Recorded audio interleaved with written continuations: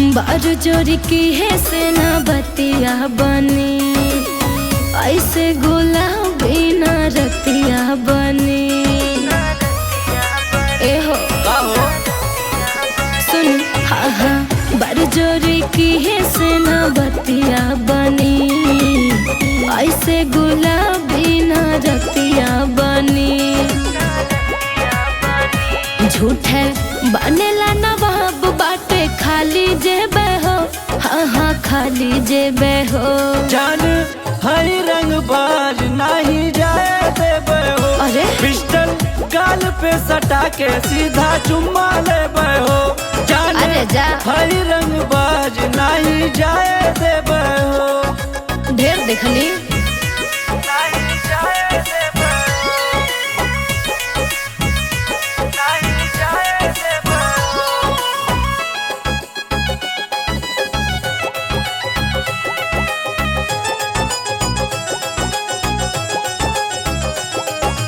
बात सीरियस बाल के माँ नाम के रानी हो। अच्छा 7 साल तक जेल काट के हम आयल बानी हो। हाँ तो करम में बा, ढेर दिल बोला गोली चलवाई दे हब छतिया पे हो, कई दिन ले पड़ा रहबा खटिया पे हो। और सुनो बोला खैबा पड़े पड़े अंगूर केला से बहो, हाँ हाँ केला से बहो। जान हरी रंग बाज नहीं जाए देबे हो, तो पिस्टल गाल पे सटा के सीधा चुम्मा लेबे हो।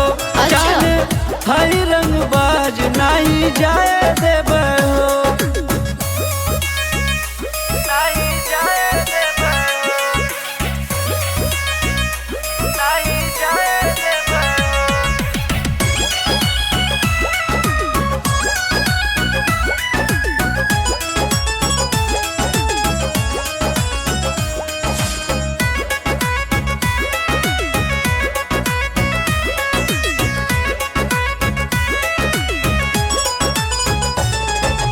सिर्फ बचल ना दिहले बारे जे हमके धमकी रे। अच्छा। कई मर्डर कैला के बाद बारंगदारी चमकी रे।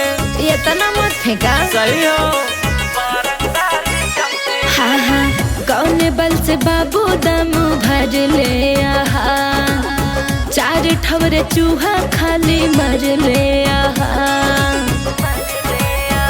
लागे ला हमके तो हर सब बात फरेबे, हाँ हाँ बात फरेबे। जान हरी रंग बाज नहीं जाए देबे हो, हटा। पिस्टल गाल पे सटा के सीधा चुम्मा लेबे हो। अरे। जान हरी रंग बाज नहीं जाए देबे हो। काहे सपना देखेला।